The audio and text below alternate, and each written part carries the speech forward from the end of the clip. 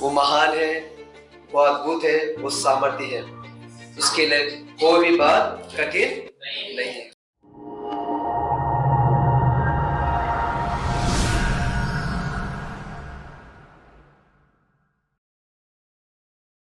वो सामर्थ्यशाली परमेश्वर है। हम लोग अभी जनवरी महीना खत्म हो चुका है, हम फरवरी महीने के फर्स्ट वीक में आ चुके हैं और हमने देखा है कि जनवरी जैसा 2025 में हमने बड़े आशा के साथ, बड़े विश्वास के साथ हमने 2025 में एंटर किया और बड़े बड़े वायदों को लेकर, परमेश्वर के वायदों को लेकर हमने एंटर किया। और मैं आपको विश्वास दिलाना चाहता हूँ, वो वादों का पक्का है। जितने भी उसने वायदे किए हैं, वो जब तक वो पूरा नहीं होगा तब तक वो हमें नहीं छोड़ेगा। हालेलुया, वो वादों को पूरा करके ही रहेगा। इसलिए हमें उसके वायदों पर, उसकी प्रतिज्ञा पर भरोसा करते रहना है और उस वायदों को और उसकी प्रतिज्ञाओं को जब पूरा करने के लिए हमें उसके वादों को पढ़ना पड़ेगा, हमें परमेश्वर का वचन को पढ़ना पड़ेगा। जब तक हम परमेश्वर का वचन को नहीं पढ़ेंगे तब तक हम उस सारे बातों को पूरा होते हुए नहीं देखेंगे। परमेश्वर हमेशा एक प्रतिज्ञा और दर्शन हमारे बीच में, ऐसा कोई मसीह नहीं है कि परमेश्वर उसको दर्शन नहीं देता। ऐसा कोई मसीह नहीं है जिसके जीवन में परमेश्वर प्रतिज्ञा नहीं देता। वो जब भी हमसे मिलता है वो प्रतिज्ञा देकर ही हमें मिलता है, वो हमें दर्शन देकर ही मिलता है। वो एक अद्भुत भरा साल है, वो अद्भुत भरा परमेश्वर है और एक अद्भुत भरा साल में हम जी रहे हैं। अब देखो ये 2025 है, ठीक है। परमेश्वर के वचन के अंदर, परमेश्वर की बाइबल के अंदर संख्या को बहुत ही महत्व दिया गया है। पहला जब हम देखते हैं कि जब हम लोग एक हफ्ते में 7 दिन होता है तो 7 दिन को किस तरीके से वो गिनते हैं। देखो मेरे बाइबल में मैंने लिख के रखा है कि एक एकता का प्रतीक है। एक क्या होता है? एकता का प्रतीक है। तो सहमति का प्रतीक है। जब दो एक व्यक्ति मिलता है तो हम उसको सहमति का प्रतीक है। तीसरा कहता है वो पुनरुत्थान का प्रतीक है, पुनरुत्थान को दर्शाता है। चौथा बाइबल के वचन के अनुसार वो धरती को दर्शाता है, धरती की ओर इशारा करता है। पांचवा अनुग्रह को दर्शाता है। क्या है? पांचवा अनुग्रह को दर्शाता है। छठवा मनुष्य को दर्शाता है और सातवां विश्राम को दर्शाता है। तो भाई आप क्या कहना चाहते हो? मैं आपसे ये कहना चाहता हूँ ये साल 2025 का साल है। 5 into 5 25। इसका मतलब 5 क्या है? अनुग्रह है और ये साल अनुग्रह पे अनुग्रह का पाने वाला साल है। Hallelujah, praise the Lord. ये साल हम अपने जीवन के अंदर अनुग्रह को मल्टीपल में होते हुए देखेंगे। आमीन, प्रेज़ द लॉर्ड। इसलिए ये साल कोई साधारण साल नहीं है। हमेशा की तरह मैं आपको ये घोषणा करता हूँ, मैं अपने लिए और अपने चर्च के लिए मैं प्रोफेसी करता हूँ, ये साल अब तक का सबसे अद्भुत भरा साल होगा। हालेलुया, बीते सालों से बेहतर, सबसे खूबसूरत, सबसे अद्भुत भरा साल होगा। ये साल उन्हीं के लिए अद्भुत होगा जो इस साल पर परमेश्वर की प्रतिज्ञा पर विश्वास करेगा। इसलिए मेरे प्रियो, मैं आपसे कहता हूँ उसके प्रतिज्ञाओं को आप हल्के में मत लो, उसके शब्दों को हल्के में मत लो। और उसका एक कौवा पूरा जीवन को बदल देता है, उसका एक स्टॉप पूरा जिंदगी बदल देता है। इसलिए उसके वचन पे पूरी दिशा में ध्यान और मगर लगा। जिस तरह से हम लोग देख रहे हैं कि आज का टॉपिक का नाम है आओ हम तीसरे दिन में प्रवेश करें। ये थोड़ा सा टॉपिक थोड़ा अलग है लेकिन बड़ा इंटरेस्टिंग ये टॉपिक है, क्योंकि जब मैंने इस वचन को जब उल्लासनगर के चर्च में मैंने जब शेयर किया था, जब मेरे परिवार के बीच में मैंने शेयर किया, हमने बहुत इससे बरकत को पाया, हमने बहुत सारे आशीष को पाए। क्योंकि जब मैं पढ़ रहा तो परमेश्वर एक एक वचन को हमारे बीच में रिवील कर रहा है। क्योंकि हम जनवरी के फर्स्ट डे से लेकर अब तक हम प्रतिज्ञा को सीरीज को शुरुआत करके चुके हैं। क्योंकि मैं चाहता हूँ कि जितना प्रतिज्ञा, इसका मतलब क्या है कि भाई ये नया प्रतिज्ञा है, पुराना प्रतिज्ञा क्या पुरानी होगा? परमेश्वर एक मल्टी बिल्डर परमेश्वर, एक सुपर बिल्डर परमेश्वर है। अगर उसे प्रतिज्ञा दी है, वो चाहे कितना भी क्यों हो, मैं फिर से कहता हूँ वो पूरा प्रतिज्ञा को पूरा करने के लिए सक्षम है। इसलिए हमें इस प्रतिज्ञा पर भरोसा करते हैं। जिस तरह से हम घोषणा को पढ़ते हैं, सुनते हैं, तो घोषणा को सुनते समय हमें उस घोषणा को नॉर्मल से घोषणा नहीं करना है, उसको हमारे जीवन के अंदर उसको लागू करते रहना चाहिए। हालेलुया। जब उस घोषणा को करते हैं तो आप डिक्लेयर करते हैं, ये घोषणा करते हैं। कभी भी कोई भी लड़ाई होने से पहले, कोई भी नॉर्मल लड़ाई नहीं करता, पहले घोषणा करते हैं। घोषणा इसलिए किया जाता है कि जो पीछे लोग हैं उसके अंदर एक जोश बढ़ता है, अपने आप में भी और साथ में रहने वाले के अंदर जोश बढ़ता है, और वो ललकारता है। क्या ललकारता है? ये जीत हमारी है। वैसे ही जब घोषणा हम करते हैं तो इस विश्वास के साथ घोषणा करना है। इसमें लिखे हुए एक एक शब्द, पूरे वचन की बात नहीं कर रहा, एक एक शब्द मेरे जीवन में पूरा होकर ही रहेगा। हालेलुया। क्योंकि हम ऐसे ऐसे के बारे में बात नहीं करें, हम उस परमेश्वर के बारे में बात करें जो आकाश और पृथ्वी को बनाने वाला परमेश्वर के बारे में बात करें। Praise the Lord. हालेलुया। 2025 सचमुच एक आशीर्वादित से भरा हुआ वर्ष है, बहुत ही अद्भुत भरा वर्ष है। मैं बहुत बड़ा एक्साइटेड हूँ, मैं अपने लिए, अपने कलीसिया के लोगों के लिए। हम हर दिन अपने परिवार के अंदर आप लोगों का नाम लेकर हम दुआ करते हैं ताकि हमारे चर्च के एक एक व्यक्ति परमेश्वर के अंदर स्ट्रांग हो जाए और हर एक व्यक्ति परमेश्वर का प्रतिज्ञा अपने जीवन में पूरा होते हुए देखे। हालेलुया। बाइबल ये बताती है, जब मैं पहला इतिहास को पढ़ रहा था, जब पहला इतिहास को पढ़ते पढ़ते मैं आगे बढ़ा तो पहले इतिहास में देखा तो पूरा यहूदा का वंशावली। फिर मुझे थोड़ा सा कैसे तो लगने लगा, फिर मैं दूसरा अध्याय में गया तो दूसरे अध्याय में भी पूरा यहूदा का वंशावली लिखा है। तो मैं बोला अरे बाबा दूसरा, फिर मैंने थोड़ा 3-4 वचन पढ़ा, फिर मैं तीसरे अध्याय में जंप किया और तीसरे अध्याय में मैं देखा पूरा यहूदा का वंशावली लिखा गया। आप पढ़ सकते हो घर में जाकर। और जब चौथे अध्याय में गया, पहले वचन से लेकर 8 वचन तक मैं जब देखा तो वही यहूदा का वंशावली। फिर 9 और 10 को छोड़कर फिर 11वां से लेकर पूरा पढ़ता तो फिर वंशावली, फिर 6वां अध्याय में देखता हूं फिर वंशावली, फिर 7वां अध्याय में देखता हूं फिर वंशावली, 8वां अध्याय में देखता हूं फिर वंशावली। मैंने प्रभु जी ये वंशावली जब मैं चौथा अध्याय तक आता है तो वंशावली, और चौथे अध्याय में 2 वचन को छोड़ता है फिर वंशावली। परमेश्वर बीच में तूने ये 2 वचन क्यों लिखा है? और वो वचन क्या है मैं आपको बताना चाहता हूँ। हम लोग जब प्रार्थना करते हैं ना तो बड़ा लॉजिकली हम प्रार्थना करते हैं। हम लोग सिचुएशन को देखकर बड़ा लॉजिकल हम प्रार्थना करते हैं। अगर हमारे पॉकेट में 100 रुपए है तो 100 रुपए के हिसाब से हम लोग प्रार्थना करते हैं कि प्रभु जी हम लोग कुछ खरीदने जा रहे हैं, 100 रुपए का दे। हमारी प्रार्थना का क्षमता हम लोग बढ़ा नहीं पा रहे। क्यों? क्योंकि हम अपने भरोसे के हिसाब से प्रार्थना करते हैं कि हमें ऐसा लगता है कि परमेश्वर दे पाएगा कि नहीं पाएगा।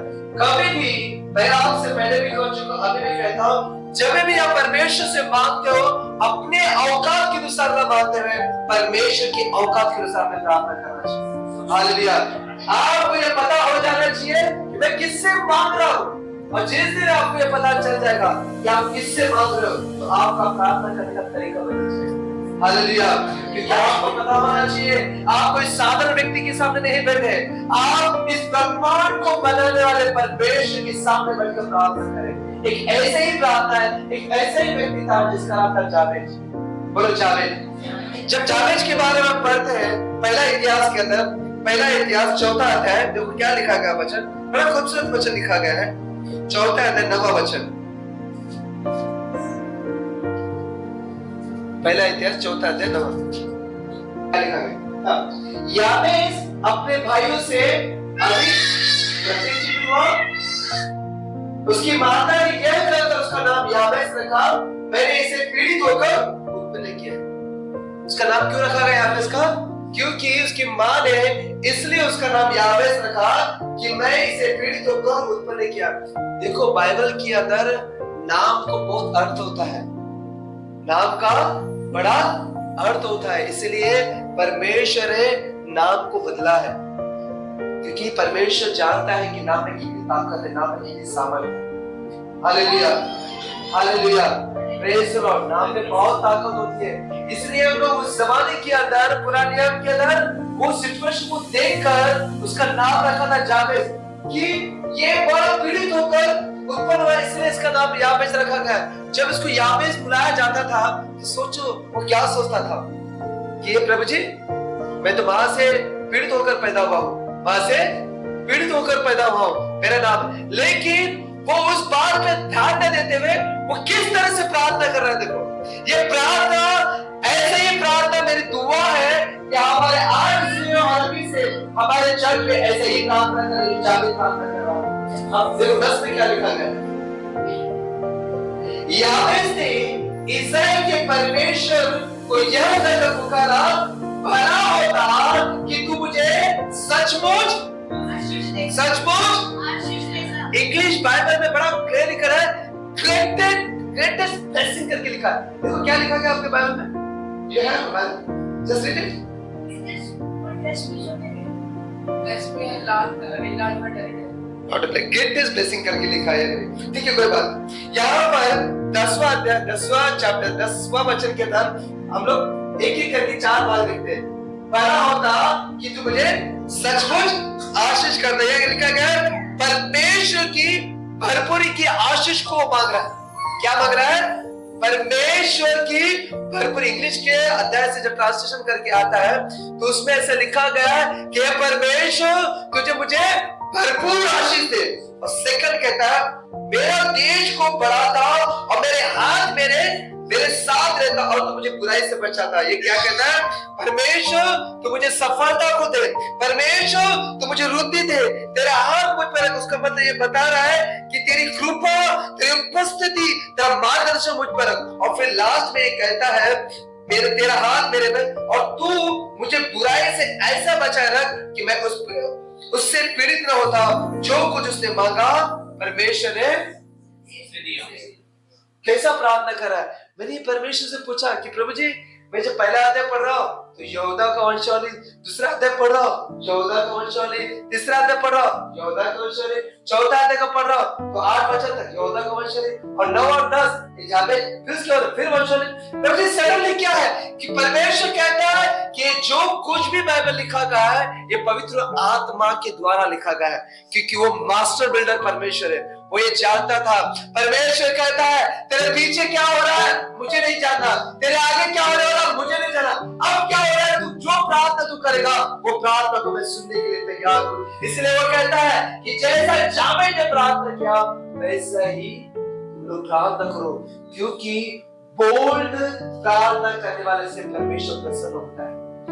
इसलिए जाबेज ने जब 9वां वचन को देखेगा उसको दुख से पीड़ित होकर पैदा हुआ नाम पड़ा हुआ था। उसने उस सिचुएशन को नहीं देखा, उसको जो चाहता था वो परमेश्वर से प्रार्थना की। अब ये एकलौता ऐसा सेंटेंस है कि कहता देखो इंग्लिश में लिखा गया है तू मेरी सीमाओं को बढ़ा। मेरे बाइबल में लिखा गया है तू जो पहला कहता है मुझे तो आशीष कर, और आशीष करने के बाद क्या करता है जो आशीष तूने मुझे दिया है वो आशीष उतने ही रहते हुए वो आशीष की सीमाओं को बढ़ा। फिर कहता है कि तू मेरे सर पे हाथ रख। वो कहता है कि परमेश्वर तेरा मार्गदर्शन, तेरी कृपा दृष्टि मुझ पर है। और फिर कहता है तू मेरी रक्षा कर। क्या रक्षा कर? प्रभु जी ये जो भी तूने मुझे आशीष किया है, देखो ये 4 में ये भला होता 1 2 3 और ये 4 में जब पढ़ते हैं, जब 4 भाग करते हैं तो 4 भाग में पहला वो रिक्वेस्ट करता है, दूसरे में ये कहता है ये पूरा हो गया, तीसरे में कहता है जो तूने मुझे दिया है, जो मुझे आशीष किया उसकी सीमाओं को बढ़ा, और तीसरे में जब आता है तो कहता है कि परमेश्वर इस सीमाओं के साथ में तू मुझे मार्गदर्शन कर, तेरी कृपा दृष्टि पर। और चौथे में जब आता है तो वो कहता है खुदा जो भी तूने मुझे दिया है, जो भी मेरे जीवन में पूरा हुआ है, परमेश्वर उसकी रक्षा कर। हालेलुया। एक वचन के अंदर 4 भाग बना के रखा है।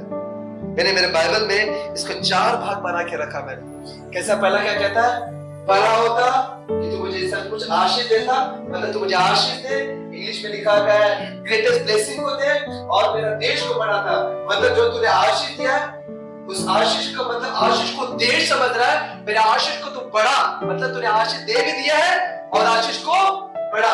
इसलिए मैं क्या कहता है तेरा हाथ मेरे साथ रहता है, मतलब तेरा मार्गदर्शन मेरे बोलता है, तेरा हाथ मेरे सर पे तो काफी है। बोलता है ये जो मेरे तूने आशीष दिया है और आशीष का मेरे दिल को तूने बढ़ाया है उसके लिए तू मुझे मार्गदर्शन दे। और चौथा में क्या कहता है मुझे बुराई से ऐसा बचाना कि उससे पीड़ित होता। बोलता है जो भी तूने मुझे दिया है उसकी रक्षा तू कर परमेश्वर, मुझे इसकी रक्षा करने की ताकत है, क्योंकि वो समझ गया जो प्रार्थना मैं कर रहा हूँ वो परमेश्वर ने पूरा किया। जब परमेश्वर इस गहराई को समझा कि जाबेज क्या प्रार्थना कर रहा है, देखो मैं फिर से कह रहा हूँ 14 अध्याय तक पूरा वंशावली 5 6 7 1 2 वचन को छोड़ेगा फिर वंशावली चलेगा, 10 अध्याय तक चलता रहेगा।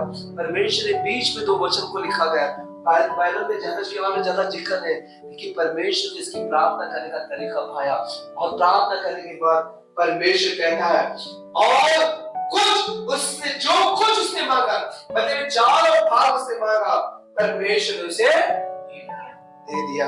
आज परमेश्वर ये कह रहा है कि मेरे चर्च को ये बता कि पीछे क्या हो रहा है उसकी ओर देख मत, आगे क्या हो रहा है उसकी ओर देख मत, बस इस वचन को ले, प्रार्थना कर, मैं तेरे प्रार्थना को ग्रांटेड करने वाला परमेश्वर।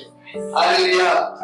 क्या हमारा परमेश्वर है ना, क्या अद्भुत और क्या खूबसूरत हमारा परमेश्वर।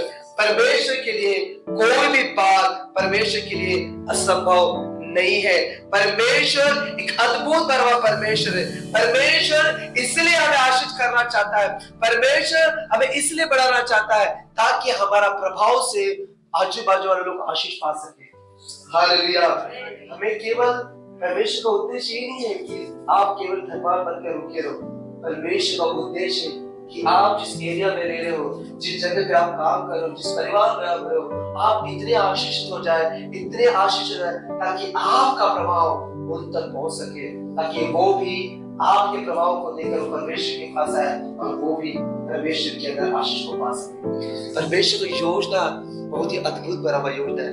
परमेश्वर के लिए कोई भी बात असंभव नहीं। ये बातें उन्हीं लोगों के लिए जीवन में पूरा होगा जो परमेश्वर के वचन पर विश्वास कर सकते हैं। एक ऐसे ही वचन बताते बताते कुछ दिन पहले मैं अपने दोस्त से बात कर रहा था फोन पे।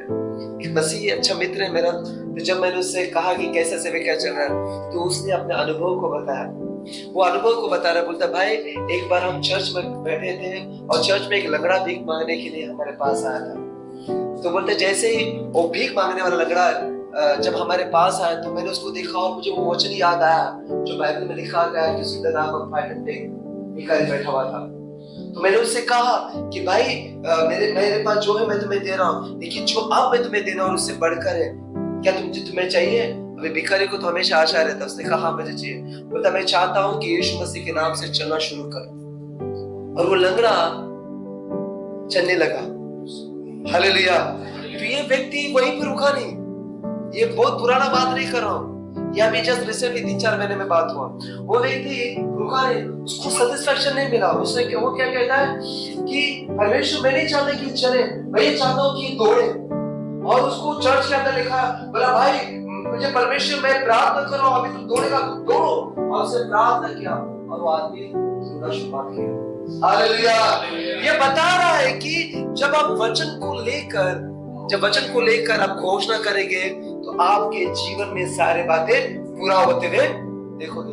जब तक आप वचन को घोषणा नहीं करेंगे, जब तक आप वचन पर विश्वास नहीं करेंगे, तो कोई भी वचन कितना भी बड़ा वचन क्यों ना है वो हमारे जीवन में पूरा नहीं होगा।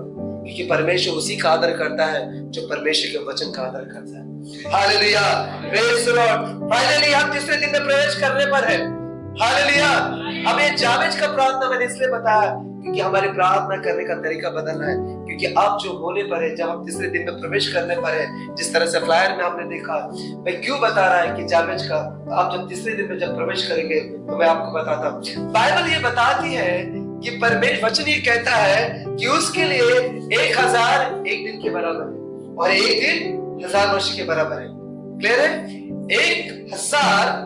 1000 वर्ष एक दिन के बराबर है और एक दिन 1000 वर्ष के बराबर है।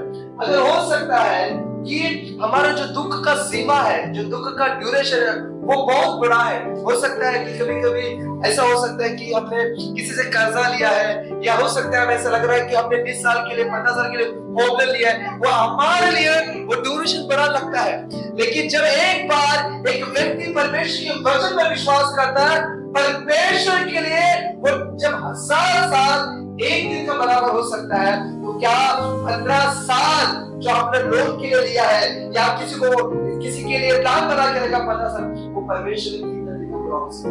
हालेलुया। ये विश्वास के ऊपर से डिपेंड करता है। देखो आप देख सकते हैं प्रधानमंत्री बनने के लिए कितना बड़ा क्वालिफिकेशन लगता है कि जोसेफ एक ही रात में परमेश्वर प्रधानमंत्री बना। हालेलुया। परमेश्वर ये बता रहा है कि मेरे लिए कोई सीमा का लिमिटेशन नहीं है। हालेलुया।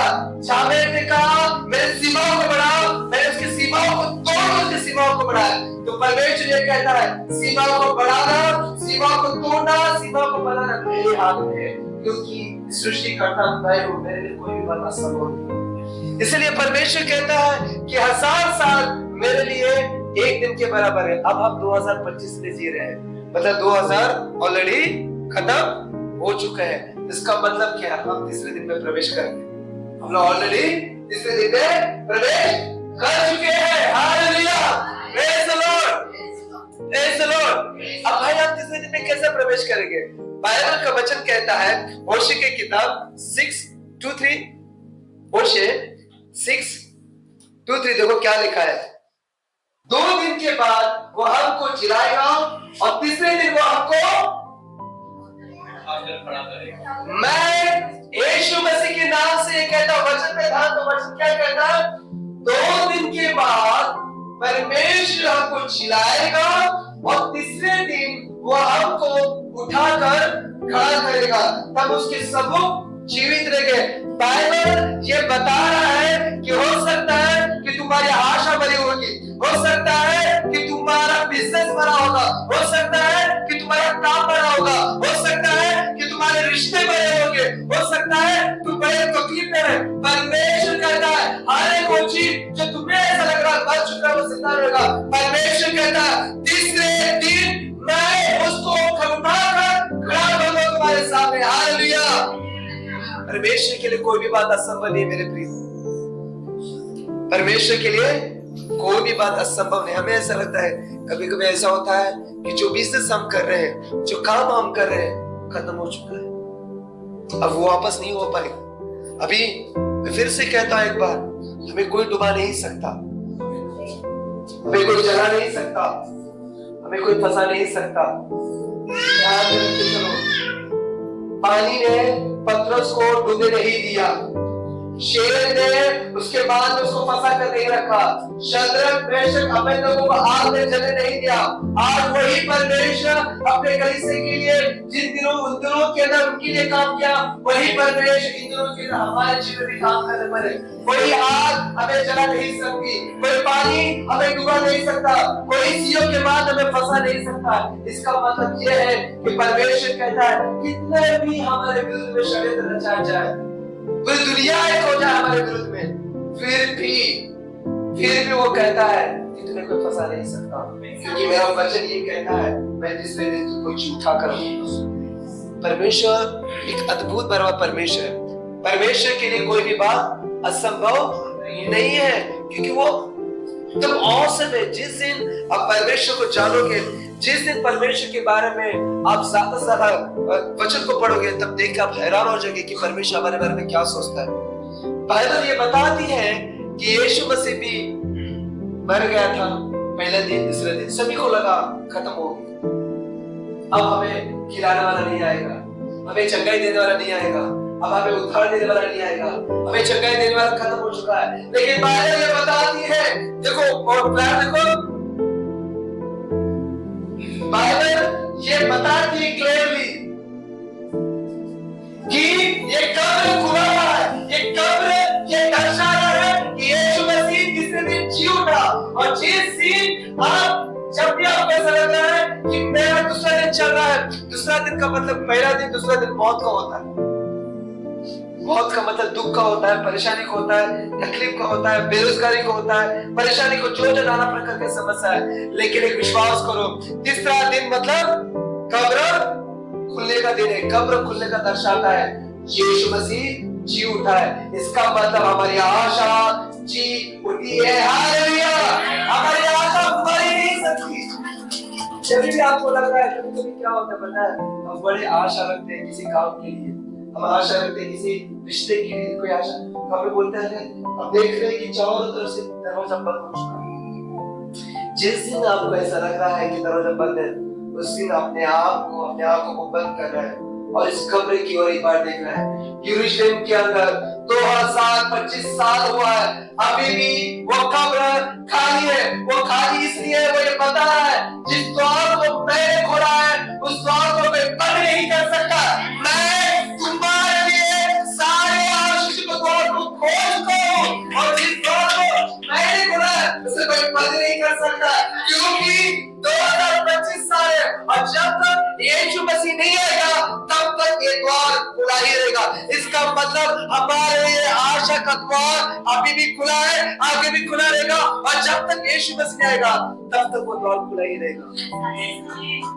हम निराशा में जी नहीं सकते, हालेलुया, हम निराशा में जी नहीं सकते, हम आशा में जीने वाले लोग हैं, हम तीसरे दिन में जीने वाले लोग हैं। प्रेज द लॉर्ड, क्योंकि परमेश्वर तीसरे दिन में इनवाइट कर रहा है। परमेश्वर इस कब्र के पास खुला रखकर हम सभी को, पूरे चर्च को इनवाइट कर रहा है कि तीसरे दिन में प्रवेश करो। भाई तीसरे दिन में प्रवेश करने से क्या होगा? हम देखते हैं जोएल का किताब में 2 अध्याय 23वां वचन, देखो बड़ा खूबसूरत रीति से कि जब हम तीसरे दिन में प्रवेश करता है तो परमेश्वर हमसे क्या प्रतिज्ञा करता है। जोएल का किताब यहाँ पे देखो, बाइबल मत खोले, यहाँ पे देखो, जब आप तीसरे दिन में प्रवेश करता है तो जोएल की किताब में 3 अध्याय में 3 अध्याय 23, हाँ, हे सिय्योन के लोगों, तुम अपने परमेश्वर यहोवा के कारण मगन हो, आनंद करो। आज परमेश्वर अपने चर्च से कह रहा है, हे चर्च के लोगों, हे जीसस लव चर्च के लोगों, परमेश्वर यहोवा के कारण मगन हो। जो प्रतिज्ञा परमेश्वर ने दी है उस प्रतिज्ञा के कारण मगन हो, आनंद करो। क्यों? क्योंकि तुम्हारे लिए वो वर्षा आना, वर्षा की पहली वर्षा बहुतायत से देगा करके परमेश्वर का वादा है। हालेलुया। जब जब बरसात का नाम देगा तब तक याद रखना स्वर्ग खुल चुका है हमारे लिए। हालेलुया, प्रेज द लॉर्ड, स्वर्ग खुल चुका है हमारे लिए। और परमेश्वर का वचन ये कहता है, अपने आकाश और उत्तम भंडार को खोलकर, बल्कि मेरे वचन लिखा गया, स्वर्ग के उत्तम भंडार को खोलकर वो अपने लोगों पर आशीष को वर्षा समय पर बरसाया करेगा। वही वचन यहाँ पे लिखा है कि बरसात की पहली वर्षा कैसा, थोड़ा थोड़ा नहीं, बहुतायत से देने वाला परमेश्वर है। ये वर्ष बहुतायत से पानी का साल है। आपको ऐसा लग रहा है 1 बूंद 2 बूंद नहीं डालना, परमेश्वर कह रहा है कि वो बहुतायत से वर्षा कर रहा है। क्यों? क्योंकि आप तीसरे दिन में प्रवेश कर चुके हैं। जो व्यक्ति तीसरे दिन में प्रवेश कर चुका है उसके लिए वादा है, और पहले की समान अगली और पिछली वर्षों को बरसा। हो सकता है कि पहले आपका नुकसान हुआ रहेगा, हो सकता है अगला बरसात कैसा होगा नहीं पता है, लेकिन पहली बरसात जो है वो बहुतायत से गिरेगा। इसका मतलब पिछला भी भर के देगा, कैसा? बहुतायत से, और आगे भी आपको बहुतायत से गिरेगा। समझ में आ रहा है? आप हो सकता है कि हमारा बहुत सारा नुकसान हुआ रहेगा, शायद हो सकता है बीमारी में, हो सकता है हमारा टाइम बीमारी के अंदर या रिश्तों के अंदर या कामों के अंदर बहुत सारा बर्बाद हो गया, नुकसान हुआ रहेगा, हमारे समय भी बहुत सारा बर्बाद हो गया रहेगा। परमेश्वर कहता है कि मैं आप तुम पर बहुतायत का वर्षाव करने पर हूं। और फिर ये कहता है कि पहले जैसे पहले के समान अगली, पहले कैसा था बहुतायत का, अगली और पिछली, मतलब आप जो आने वाला वो और जो पिछले नहीं हुआ वो दोनों भी पहले के समान वर्षाओं को बरसाया करेगा। हमारा परमेश्वर बहुतायत से देने वाला परमेश्वर है, हमें उसे जानना है। मैं आपको बताना चाहता हूँ मेरे प्रियो, मैं बताना चाहता हूँ कि हमारा परमेश्वर कौन है, हम किससे प्रार्थना करें। जाबेज ने कैसे प्रार्थना किया, वैसे ही परमेश्वर चाहता है। जब तीसरे दिन में तुम प्रवेश हो जाओगे तो इस तरह से प्रार्थना करो, हे परमेश्वर जब भी तू वर्षा करेगा तो बहुतायत से वर्षा करेगा। देख अब देखो क्या सुंदर सुंदर वचन लिखा गया है, तब खलियान अन्न से भर जाएंगे, रसकुटे नए दाखमधु और ताजे तेल से उठेंगे। परमेश्वर का वादा है, खलियान अन्न से भर जाएंगे। परमेश्वर कहता है कि हमारे घर को वो अन्न से भरने वाला परमेश्वर है। ये साल हमारे घर में किसी भी प्रकार की कमी घटी नहीं होगी, हम लोग पूर्ण से भरे हुए।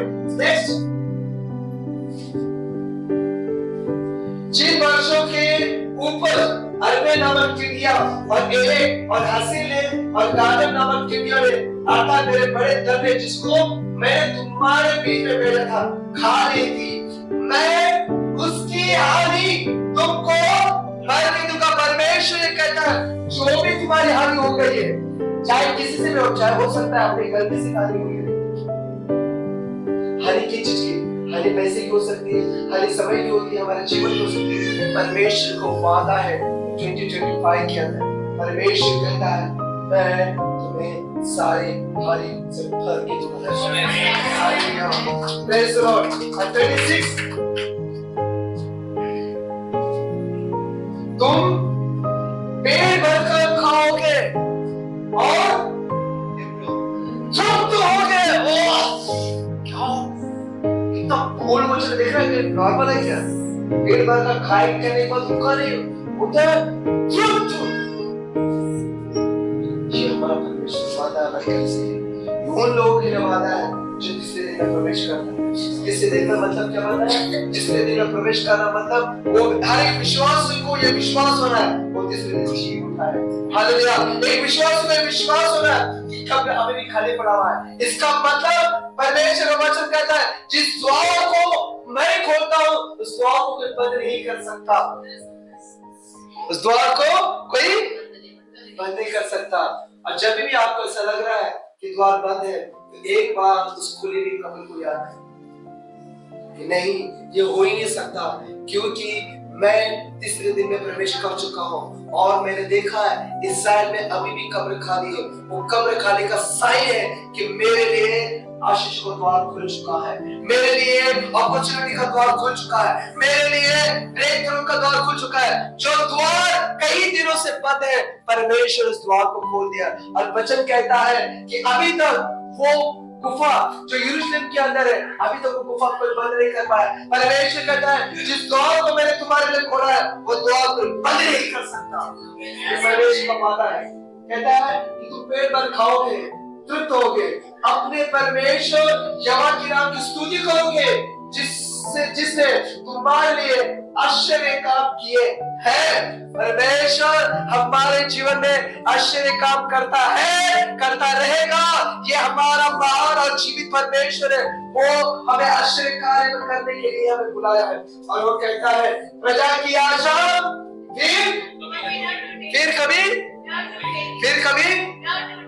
फिर कभी नहीं टूटेगी। क्यों पता है? हम तीसरे दिन में प्रवेश कर चुके हैं। हम तीसरे दिन में प्रवेश कर चुके हैं। हमारी आशा के लिए कहते हैं हमने बहुत आशा लगाया था, जब भी आशा लगा रहा हूँ तब आशा मरती है। परमेश्वर का वचन 2025 है तो मेरी आशा फिर कभी नहीं टूटेगी। आपने प्रार्थना किया जावेद की तरह कि खुदा मुझे आशीष कर, एक खुदा जो आशीष तूने मुझे किया है उस आशीष के सीमाओं को तू बढ़ा। हे खुदा तू मेरे सर पे हाथ रख, मुझे मार्गदर्शन दे ताकि जो आशीष तूने मुझे दी उसको अच्छे से उसको जी सकूं। परमेश्वर तू मेरी रक्षा कर ताकि मैं आशीष से बाहर न जा सकूं। और फिर ये कहता है कि खुदावंद राजा मेरी आशा फिर को टूटेगी नहीं राजा, कभी नहीं टूटेगी कि हम तीसरे दिन में प्रवेश कर चुके हैं। और 27 क्या कहता है देखो, सबसे खूबसूरत बात, तब तुम जानोगे कि मैं इस्राएल का बीच में हूँ। क्या बोलता है? तब तुम जानोगे। इसका मतलब पहले वो काम करेगा और काम करके बोले आई एम गॉड। पहले वो आपके जीवन में आश्चर्य कर्म करेगा, आपकी सीमाओं को बढ़ाएगा, आपकी प्रार्थना को सुनेगा, आपकी कमी को पूरा करेगा, आपके द्वार खोलेगा, आपके सब कुछ करेगा। तब तो मैं जान पाऊंगी इस्राएल के बीच में मैं हूँ और मैं यहोवा तुम्हारा परमेश्वर और कोई दूसरा नहीं है, मेरी प्रजा। फिर मेंशन करता है, देखो ये जब ये वचन है ये पवित्र आत्मा के द्वारा नहीं बल्कि परमेश्वर खुद लिख रहा है। तुम बाइबल जब पढ़ेगा तो आपको पता चलेगा, तब तुम जानोगे वो परमेश्वर करके नहीं मैं। इसका मतलब लिख रहा कौन है? यहोवा लिख रहा है बाइबल। समझ में आ रहा है वचन को? कहता वो परमेश्वर है, वो परमेश्वर से मतलब पवित्र आत्मा बता रहा वो परमेश्वर है। ये क्या कह रहा है? मैं इस्राएल के बीच में हूँ, इसका मतलब ये खुद लिख रहा है। और फिर कहता है और मैं क्या कहता है? यहोवा तुम्हारा परमेश्वर। और क्या चाहिए हमें? परमेश्वर कहता है चर्च मैं तुम्हारा यहोवा परमेश्वर हूं। और फिर कहता है दूसरा कोई नहीं है मेरी प्रजा की आशा। Hallelujah, hallelujah. जब एक व्यक्ति तीसरे दिन में प्रवेश करता है इसकी आशा पे करेगी। हालेलुया, क्योंकि हम प्रतिज्ञा में पहुंच चुके हैं। ये सारा फिर से कहता हूं, वो अपनी प्रतिज्ञाओं को पूरा करके ही रहेंगे। बस हमें इस प्रतिज्ञा को पकड़ के रखना, हमें इस प्रतिज्ञा को पकड़ के, क्योंकि वो वर्षों को नॉर्मल वर्षों नहीं करने पड़े, वो कायम का वर्षों करने पड़े। वो हमारे हानियों को भरने वाला परमेश्वर है, वो हमारे द्वारों को खोलने वाला परमेश्वर है, वो हमें भोजन देने वाला परमेश्वर है। हम पेट भर के खाएंगे, बलकर बाहर में रुक रहे। वचन ये कहता है कि तुम खाकर तृप्त होगे, जो भी आपको मिलेगा उसे खाकर तृप्त होगे। परमेश्वर को पाना है, इसलिए हमें चिंता करने की जरूरत नहीं है। साल हमारे लिए कल पर साल, हमारी सोच हमारे विचारों से बढ़कर साल है। हम देखते हैं कि अब्राहम को तीसरे दिन में प्रोविजन मिला। हम देखते हैं एस्तर को तीसरा दिन शेष आने के बाद जाने का मौका मिला। हम देखते हैं कि काला नगर के अंदर यीशु मसीह तीसरे दिन में निमंत्रित किया गया। वैसे ही हम तीसरे दिन में प्रवेश कर चुके हैं। हम तीसरे दिन में हमें तीसरे दिन में जैसे ही प्रवेश किया, हमारे प्रोविजन भी तैयार है, हमारे लिए वो अन्न भी तैयार है, हमारे लोग सब भर के देने के लिए तैयार है। हमारे बहुत कुछ करने वाला परमेश्वर है। इसलिए 2025 के अंदर दिल पे हाथ रख के बैठो, क्योंकि परमेश्वर अद्भुत और बड़े बड़े काम करने वाला परमेश्वर है।